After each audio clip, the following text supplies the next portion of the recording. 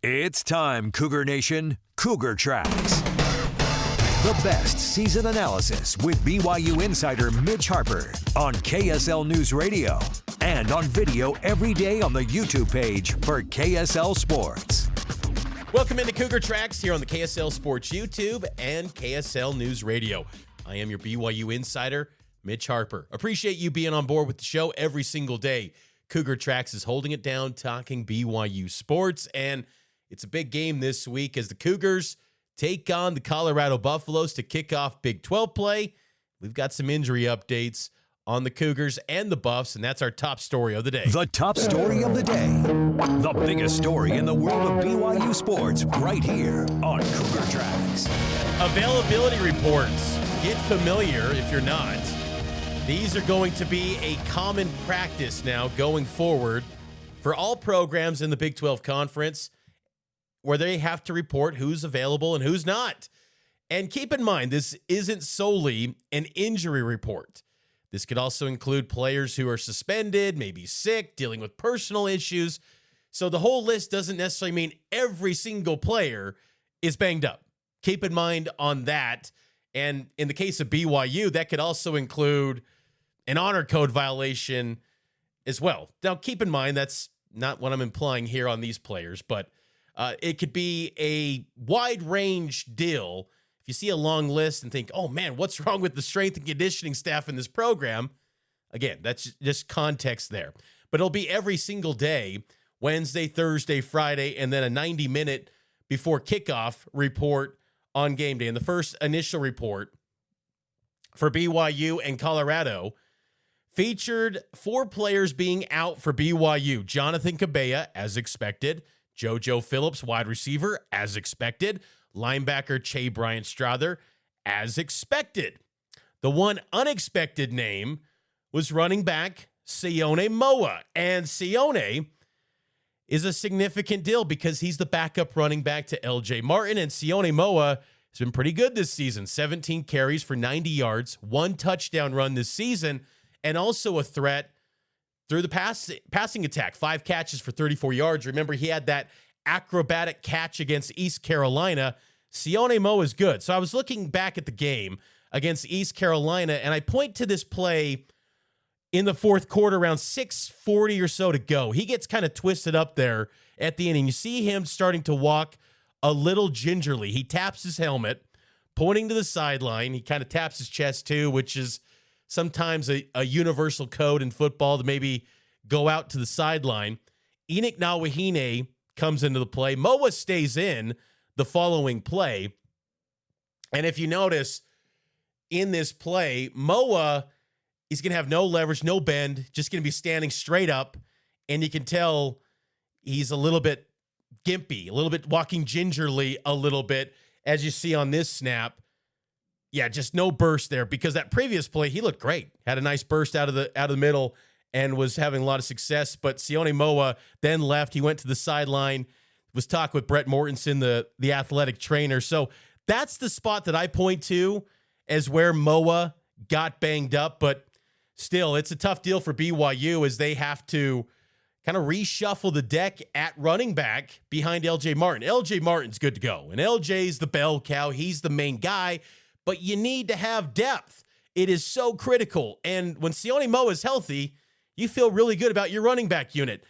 When he's out, as he is this week, makes you feel a little nervous. And then you add in the fact that BYU didn't get Hinckley Ropati back. Now they're going to be turning to Enoch Nawahine, Jovesa Damuni, Preston Rex. I will say on Nawahine, last year, remember early in the season, he was called upon into duty against SMU, and he had a touchdown run. It was like about 4 carries, 16 yards or so. But he did have a big workload in a game against Baylor, 19 carries, 51 yards. You don't like the yards per carry, but he's been a guy that's had a role in the program and has performed in some big spots. And I think if called upon, he could be okay. I just don't think he's got as much burst and athleticism as Sione Moa. Moa's a really good athlete. He's dynamic, and he's a nice change of pace to LJ Martin, who's going to get you that, 15 to 20 carries a game. Moa can be that nice change of pace, anywhere from 3 to 7 carries a game, depending on need. So it's significant loss. And let's just say, too, I do like these availability reports because now it eliminates the people that then go on social media and go, oh my gosh, I have this emoji, this GIF, eyeballs.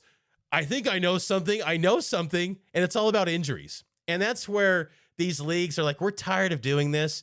The gambling aspect is not as in your face here in the state of Utah because we don't have casinos and gambling access here in the state, but it's a real thing. And gamblers are looking for any advantage you can get.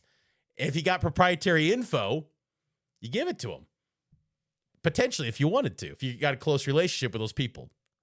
So I think that's availability report stuff is great. And I like that Kalani and his staff, it's the support staff that files the report and just say this, he's out. That's what it is. And same with Colorado. Look at the Colorado player availability report. They got a lot of players out. DeKalen Taylor, Simeon Price.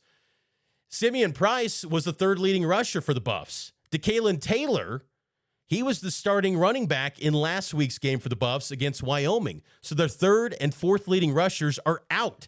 They're going to have to get a little creative at running back as well, is Colorado. Their leading rusher this year is Caden Salter, the quarterback, who, interesting enough, was listed as probable on this week's sheet, which was kind of interesting to see that. Did he get a little nicked up in the Wyoming game?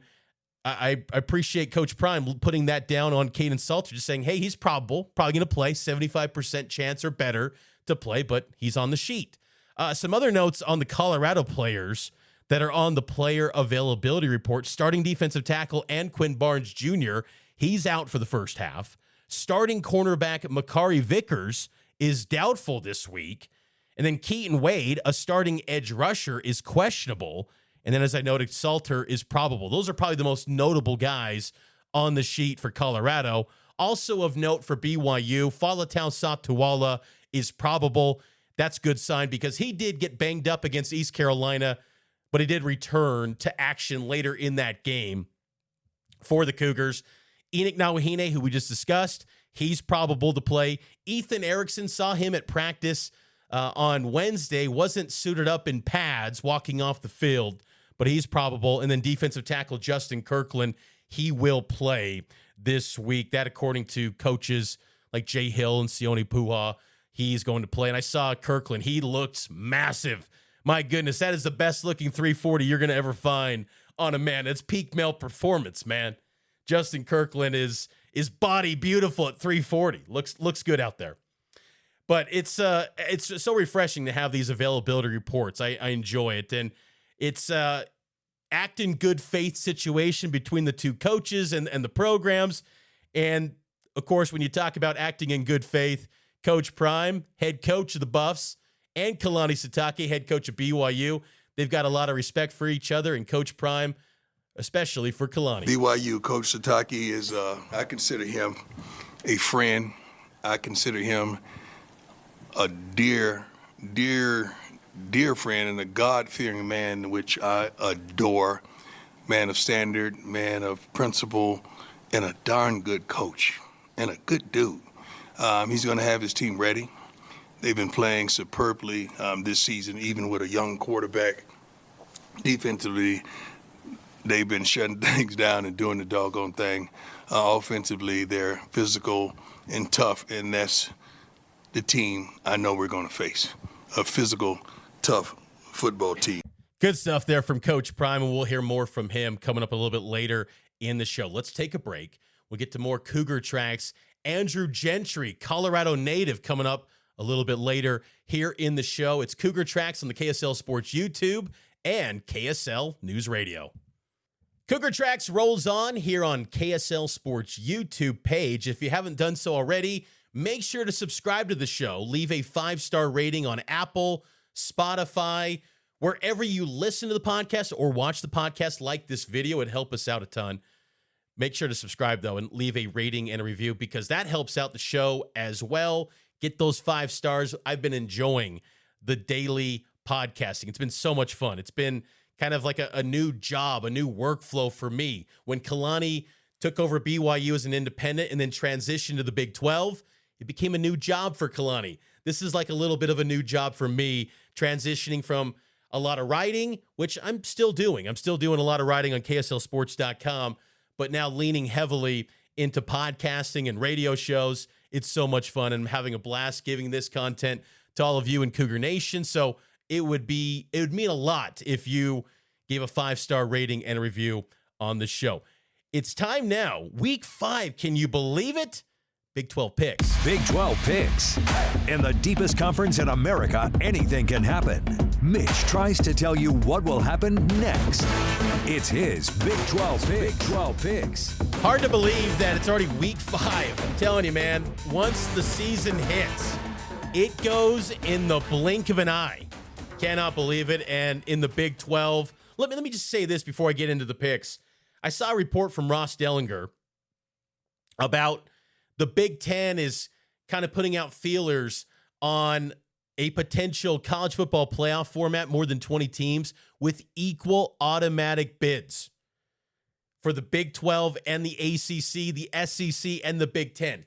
Folks, I'm telling you, sign that deal. I know the Big 12 doesn't have complete control over this. This is Big Ten, SEC determining the future of the playoff, but let me tell you, I'm not a fan of multiple bids.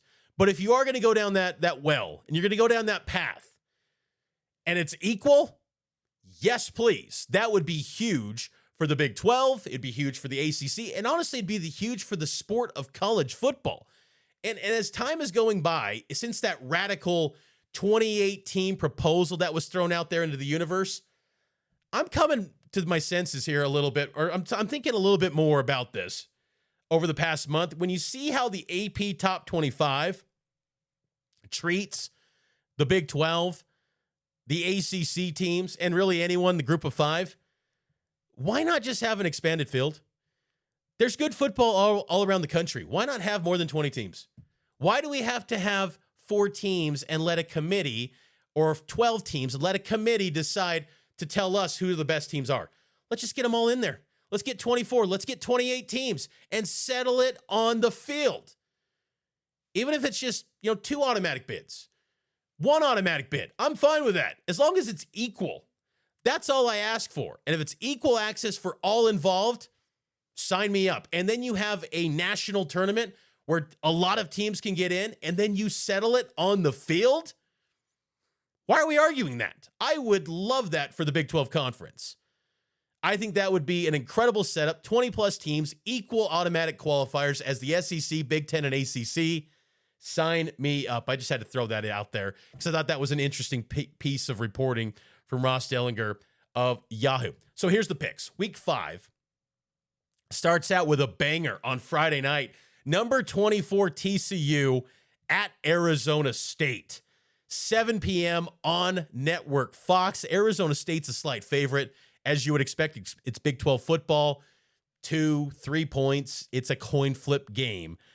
You know me, I've been riding the TCU hype train since the summertime. I'm all in on the Horned Frogs. I'm going with TCU, but I think this is going to be an outstanding game. I think it's going to come down to the wire. I think Arizona State is clutch in close games, exception being Mississippi State a few weeks back, but I think TCU, they can win in a variety of ways. Their star running back, Gavorian Barnes, is out once again on the availability report, but I think TCU pulls it out in Tempe and really sets the table for them to make a climb in the rankings and really get on the national radar as well. Another Friday game, non-conference game in the league. It's Houston at Oregon State, 8:30 p.m. on ESPN. Imagine telling yourself, 4 years ago, Houston is rolling into Pac-12 Oregon State as a double-digit favorite. That's what it is now. The fall for Oregon State football has been steep, and Houston is climbing. I think Houston wins. Look, I've said before, I think Houston maybe could be a 9-3 football team this year. Maybe. I think there's a path to it. I think their schedule sets up. If you want to play the schedule game, I think they could be in the mix for that. I think Houston wins, crushes them by 3 touchdowns in Corvallis. Saturday slate, there are some interesting games here.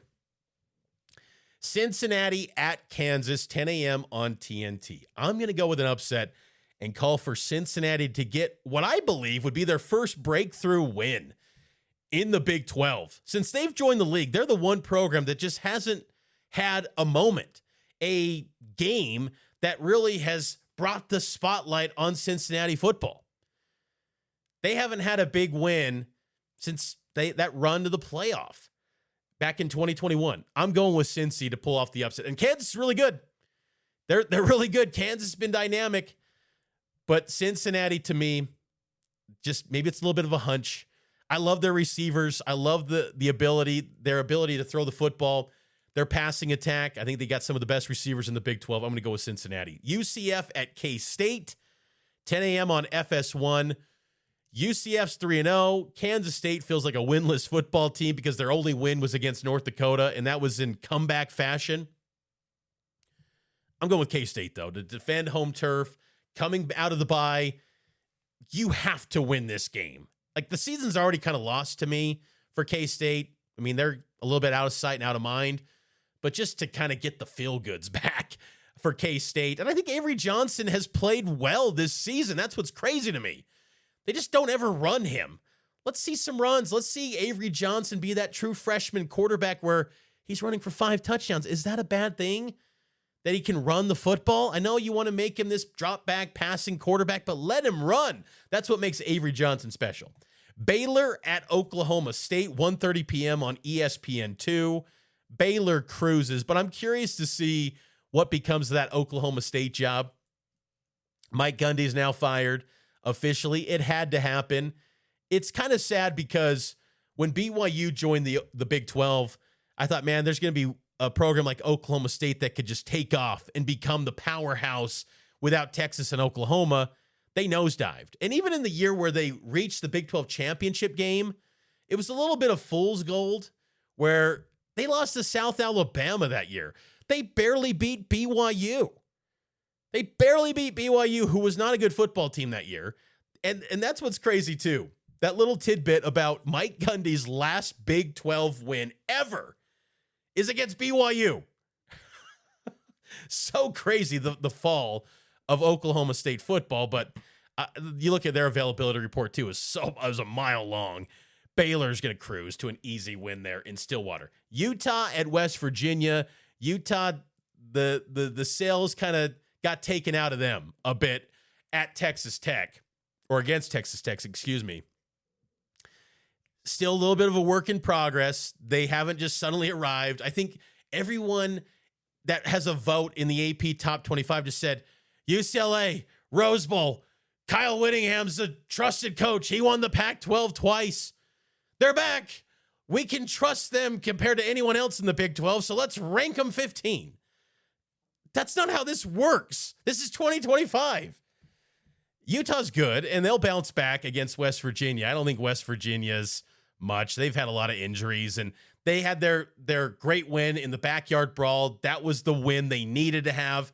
I don't see it against Utah, but, long travel, East Coast, see how Utah responds to this. And then, of course, Devin Dampier, has he practiced the full week? He wasn't on the availability report this week. So all indications would be he's good to go as it was last week. But we shall see with Devin Dampier and the Utes. But I got the Utes rolling. I think they'll win comfortably against a West Virginia team that's pretty beaten up. But their defense can get after you. They get a lot of sacks. But I just don't see that materializing against Utah's offensive line. Arizona at number 14, Iowa State. I'm a believer in Arizona.